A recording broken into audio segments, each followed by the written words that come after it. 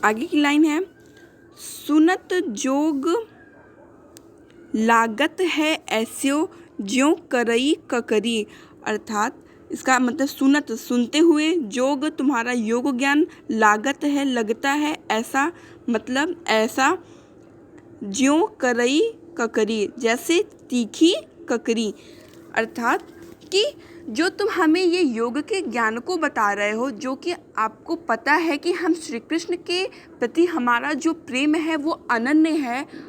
स्थिर है, दृढ़ता को लिए हुए है, फिर भी तुम हमसे ये योग के ज्ञान को बताए जा रहे हो। तो जो तुम्हारा ये योग ज्ञान है, जब हम इसे सुनते हैं तो ये ऐसा लगता है जैसे मानो हम कड़वी ककरी को खा रहे हों। तो तुम्हारा यह जो शब्द है कि कि आप योग साधना को धारण करिए। योग साधना फिर से बता दे रही हूँ कि उन्होंने योग साधना को किसे कहा था, मतलब कि मृगवस्त्र धारण करिए, वन वन घूमिए, रुद्राक्ष की माला पहनिए, भस्मादि शरीर पे लगाइए और फिर गेरुआ वस्त्र धारण करिए, तथा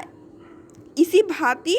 निरर्थक मतलब कि जिसके बारे में हम जानते नहीं हैं, ऐसे निर्गुण की उपासना करने के लिए आप हमसे कहे जा रहे हैं। तो ये जो आपकी बातें हैं वह जब हम सुनते हैं तो हमें ऐसा लगता है कि मानो कड़वी ककरी को हम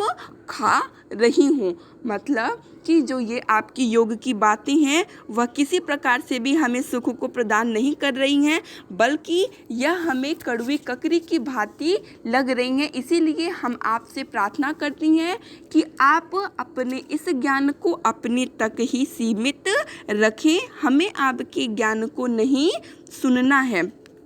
आगे की पंक्ति हम पढ़ते हैं,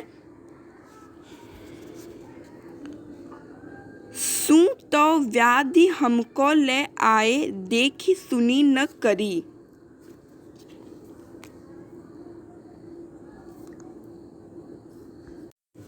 सू तो व्याधि हमको ले आए, व्याधि मतलब रोग होता है, हमको मतलब हमारे लिए, ले आए मतलब ले आए हो, सू तो मतलब कि ये जो तुम योग की बातें हमें कह रहे हो, या फिर ये जो तुम हमारे लिए योग बोल रहे हो कि अच्छा है योग ज्ञान, तो जो तुम हमें ये योग ज्ञान रूपी व्याधि अर्थात बीमारी को हमारे पास ले आए हुए हो, यह इसके बारे में देखी सुनी न करी, हमने न कभी देखा है और न ही कभी सुना है। अर्थात कि हे उद्धव, तुम जो योग रूपी ज्ञान को, यहाँ ये देखिए आप कि वो उनकी उद्धव की बातों से इतना चिढ़ जाती हैं कि वो श्री कृष्ण को भुलाकर हमें उस निर्गुण की उपासना के लिए बोल रहे हैं। तो यहाँ वो उद्धव से इतना चिढ़ गई हैं कि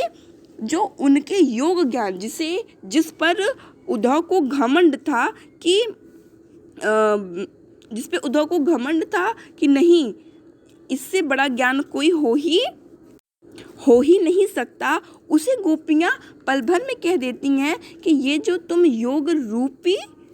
बीमारी को हमारे लिए लेके आए हो, इस बीमारी के बारे में तो ना हमने कभी पहले सुना है और ना ही कभी देखा है। अर्थात कि जिस पर उद्धव को घमंड था कि मुझ जैसा ज्ञान किसी के पास नहीं है, मुझ जैसा कोई निर्गुण उपासक नहीं है, मुझ जैसा कोई इस संसार में बुद्धि को प्राप्त करने वाला कोई नहीं है, तो उस ज्ञान को गोपियाँ एक क्षण में तुच्छ बताते हुए कहती हैं कि तुम्हारा जो यह ज्ञान अर्थात जो तुम यह योग रूपी बीमारी को जो तुम लेके आए हो, इसके बारे में तो हमने न कभी सुना था न कभी जाना था। अर्थात कि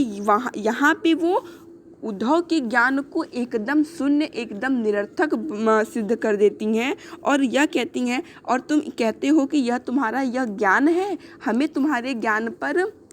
तनिक भी विश्वास नहीं है। क्यों? क्योंकि यह तो ककरी की भांति कड़वी तथा एक बीमारी की भांति है, जिसे तो हमने न कभी पहले सुना था और न ही कभी इसके बारे में जाना था। तो यहाँ आप देख रहे हैं कि गोपियाँ कितने हद तक उनकी अवहेलना करती जा रही हैं, उनको ताना मारती जा रही हैं। तो आपको यहाँ स्पष्ट होते जा रहा होगा कि आखिर श्री कृष्ण ने उन्हें जब भेजा है उद्धव को, तो वाकई उनके घमंड को तोड़ने के लिए ही भेजा था। यहाँ आपको स्पष्ट होता जाएगा कि